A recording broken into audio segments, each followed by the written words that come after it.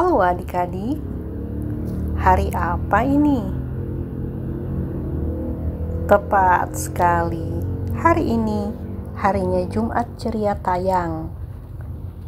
Apakah kalian sudah ingin ketemu Adi, Ani, Bapak dan Ibu Jemua? Tapi episode kali ini sedikit spesial karena mereka akan bermain peran. Wah, seperti apa itu ya? Penasaran? Penasaran dong? Baiklah, mari kita langsung mainkan. Action!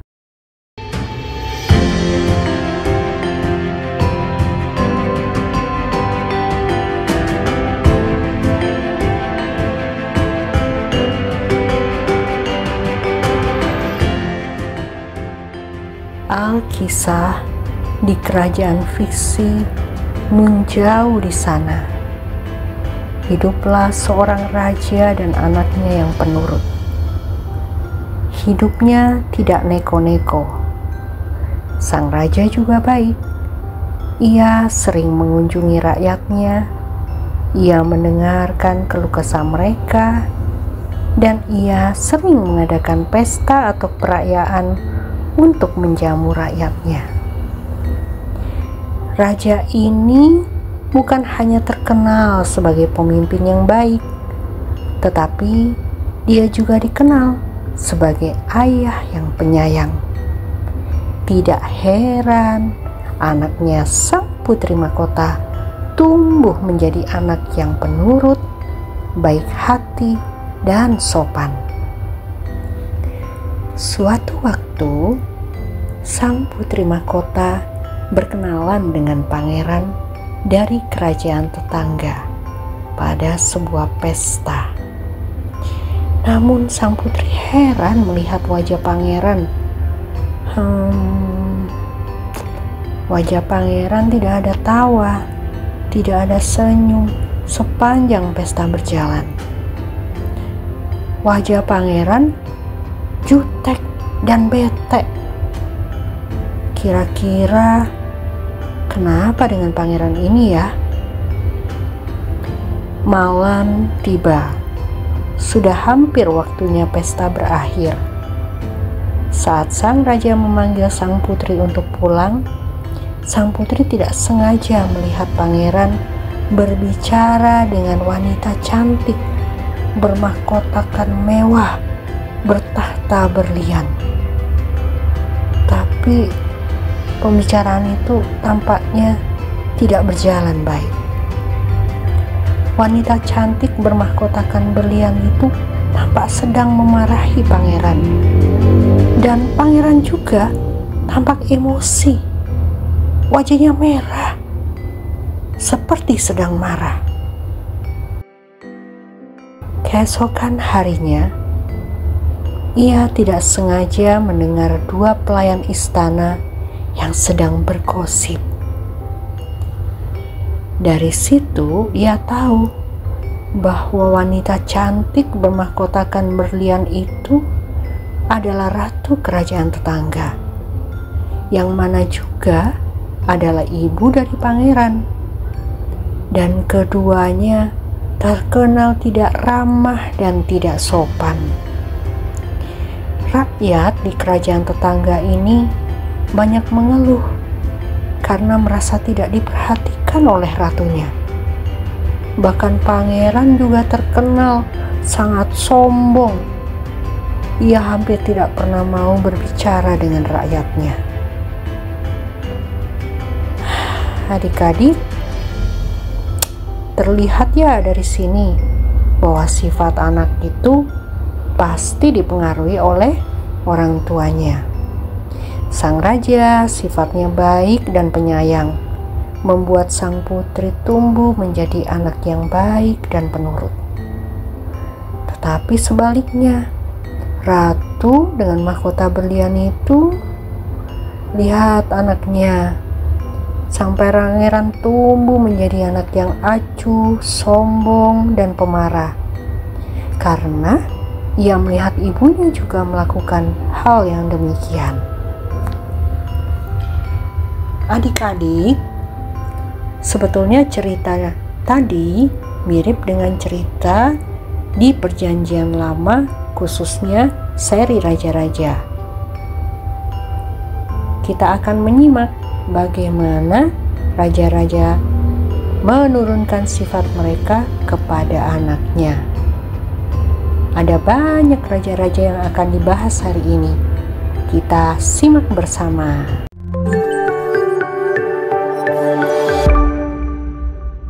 Shalom teman-teman terkasih, bertemu lagi dalam Jumpa Ceria bersama kami. Aku Hana. Aku Gevio. Gafra. Pada episode kali ini kita mendengarkan cerita tentang beberapa raja Yehuda dan Israel dari kitab 2 Raja-Raja pasal 11 sampai 15. Supaya teman-teman gak bingung, kami cerita dan raja-raja yang ada di Yehuda dulu ya. Silakan Hana. Makasih Gafra. Di Yehuda, teman-teman, setelah kematian Raja Ahazia, Atalia, ibunya yang jahat, membunuh seluruh keluarga kerajaan dan merebut tahta untuk menjadi penguasa Yehuda. Tapi Yoas, bayi keturunan raja, disembunyikan oleh Yosebah, saudari Ahazia, di bait Allah selama 6 tahun.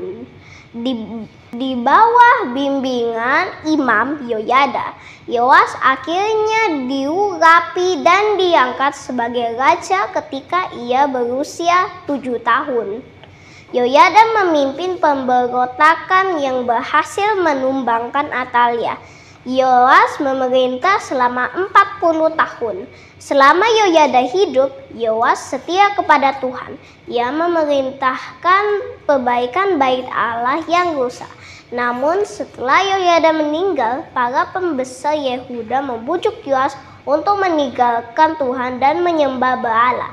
Akibatnya, Tuhan mengirimkan tentara Aram untuk menyerang Yehuda. Ketika Hazael, raja Aram, mengancam Yerusalem, Yoas memberikan semua harta bait Allah dan istana sebagai suap.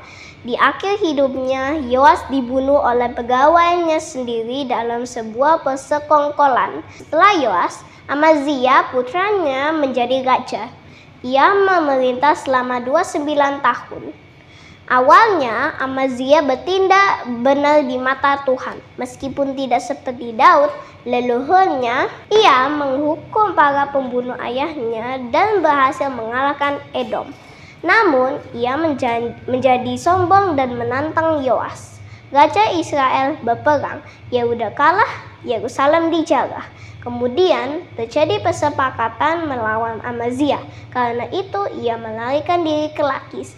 Namun di sana ia dibunuh. Setelah Amazia mati, anaknya Azariah atau Uzia menjadi raja. Azariah atau Uzia memerintah Yehuda selama 52 tahun. Ia menyenangkan Tuhan, tapi rakyat masih menyembah di bukit-bukit pengorbanan. Sehingga Tuhan menimpakan tulah kepada raja. Ia terkena penyakit kusta sampai hari kematiannya dan tinggal dalam sebuah rumah pengasingan. Dan Yotam, anak raja, mengepalai istana dan menjalankan pemerintahan atas rakyat negeri itu. Ia memerintah selama 16 tahun lamanya. Sekarang kita dengarkan Gevio ya. Oke Hana, teman-teman, sekarang kita pindah ke kerajaan Israel ya. Di Israel setelah kematian Yehu, putranya Yoahaz menjadi raja, ia memerintah selama 17 tahun. Ia melakukan apa yang jahat di mata Tuhan, mengikuti dosa-dosa Yerobeam bin Nebat yang menyebabkan Israel berdosa. Tuhan mengirimkan Hazael, raja Aram, untuk menindas Israel. Namun Yoahaz berseru kepada Tuhan dan Tuhan mengutus seorang penyelamat bagi Israel meskipun mereka tidak sepenuhnya meninggalkan dosa-dosa mereka. Yoahas digantikan oleh putranya yang bernama Yoas, nama yang sama dengan Raja Yehuda ya teman-teman. Ia memerintah selama 16 tahun. Ia juga melakukan apa yang jahat di mata Tuhan. Namun, di bawah pemerintahnya, Israel berhasil merebut kembali beberapa kota dari Aram sesuai dengan nubuat Elisa. Yoas juga mengalahkan Amazia, Raja Yehuda, dalam pertempuran. Setelah Yoas, putranya Yerobeam, menjadi Raja Israel. Ia memerintah selama 41 tahun. Ia juga melakukan apa yang jahat di mata Tuhan, tidak menjauhi dosa-dosa Yerobeam. Namun masa pemerintah ia mengembalikan daerah Israel dari jalan masuk ke Hamat sampai ke Laut Araba seperti yang dinubuatkan oleh Nabi Yunus.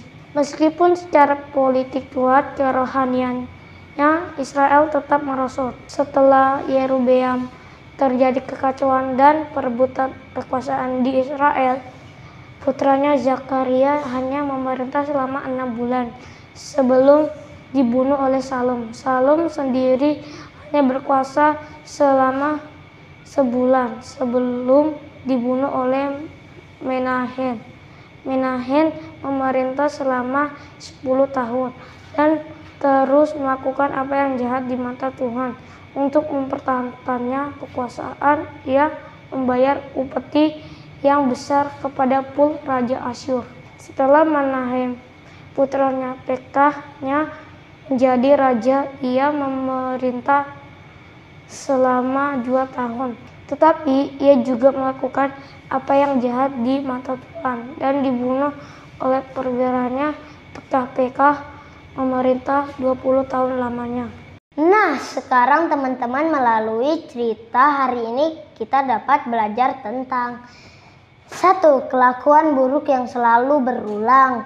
Ketidaksetiaan kepada Tuhan membawa hukuman dan kesulitan, sedangkan sedikit kesetiaan membawa berkat, tapi hanya sementara. Wah, jangan seperti ini teman-teman. Mari kita benar-benar setia pada Tuhan. 2.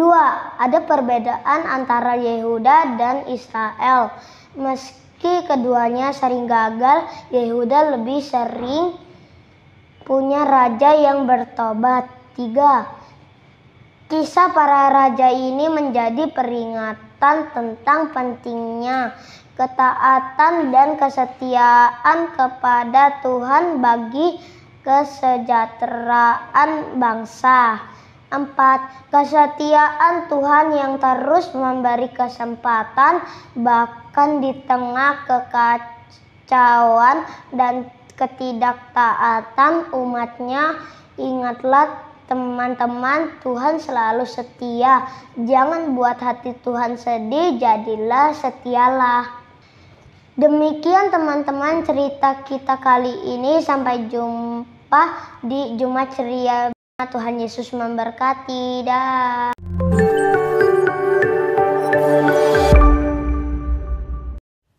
Shalom teman-teman yang dikasihi Tuhan Yesus. Senang dapat berbagi pengetahuan dengan teman-teman dalam episode kali ini. Yuk kita mulai. Yang pertama, apa bedanya Yehuda dan Israel? Nah, teman-teman, Israel menjadi kata pertama yang dipakai untuk menunjuk seluruh keturunan Yakub. Lalu, istilah Israel dipakai pada kerajaan yang beribu kota di Yerusalem, yang terdiri dari 12 suku. Setelah perpecahan, Israel tetap dipakai untuk menyebut kerajaan utara, yang terdiri dari 10 suku dan beribu kota di Samaria. Sedangkan Yehuda adalah salah satu dari 12 suku Israel, keturunan dari putra Yakub bernama Yehuda. Pada masa perpecahan kerajaan Israel, Yehuda dan suku Benyamin membentuk kerajaan Yehuda di selatan dan beribu kota di Yerusalem. Selanjutnya yaitu rumah pengasingan. Dalam 2 Raja-Raja 15 ayat 5, rumah pengasingan merujuk pada tempat di mana Raja Azaria tinggal setelah menderita penyakit kusta. Penyakit kusta ini merupakan hukuman dari Tuhan karena Raja Azaria tidak taat dan berbuat dosa. Karena penyakit kusta dianggap sebagai penyakit yang menular, orang yang menderita kusta harus tinggal terpisah dari orang lain. Jadi teman-teman, rumah pengasingan atau rumah yang terpisah adalah tempat tinggal Azaria yang terpisah dari masyarakat umum. Rumah pengasingan ini juga diartikan sebagai tempat tinggal yang terpisah dari urusan pemerintah dan pergaulan sosial. Selanjutnya yaitu 2 perempuan. Atalia adalah putri Ahab dan Izebel, raja dan ratu Israel. Ia menikah dengan Yoram, raja Yehuda. Ia melahirkan Azia yang kemudian menjadi raja Yehuda juga. Ketika Raja Azia dibunuh oleh Yehu sebagai hukuman Tuhan, Atalia bertindak sangat kejam. Ia membunuh seluruh keturunan Raja Yehuda agar ia dapat berkuasa sebagai ratu. Ia menjadi ancaman terhadap garis keturunan Raja Daud, termasuk terhadap pemenuh janji tentang Mesias. Althaya berpikir telah berhasil mengkokohkan kekuasaannya hingga 6 tahun berlalu. Tanpa ia tahu, Tuhan juga memakai seorang perempuan untuk menyembunyikan seorang bayi raja.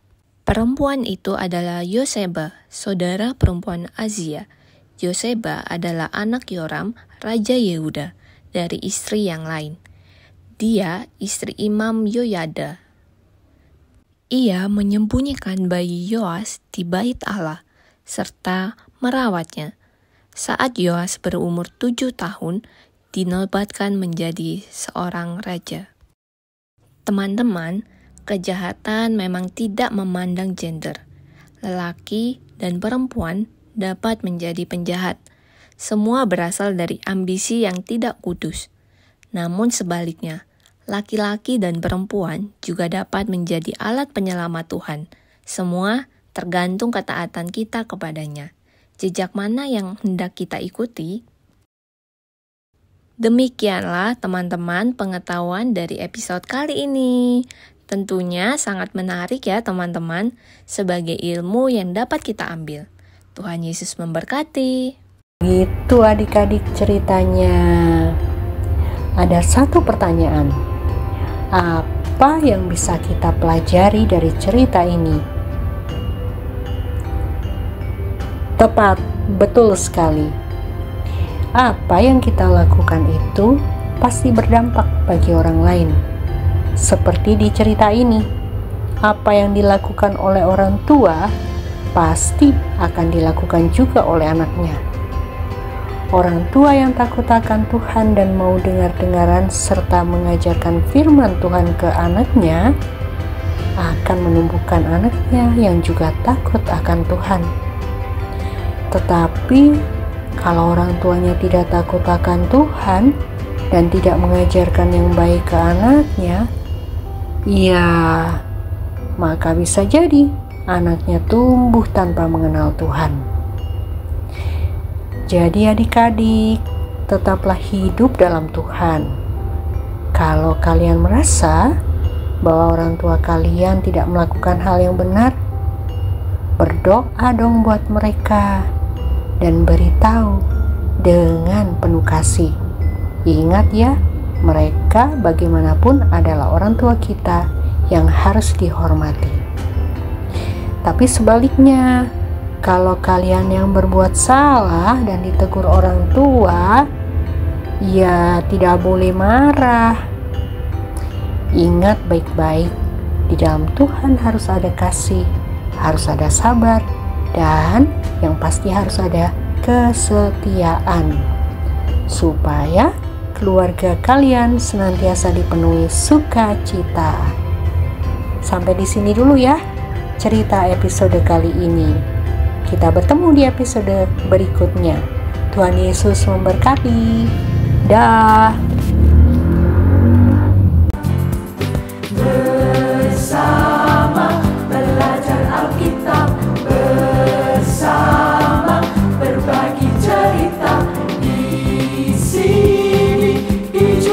belajar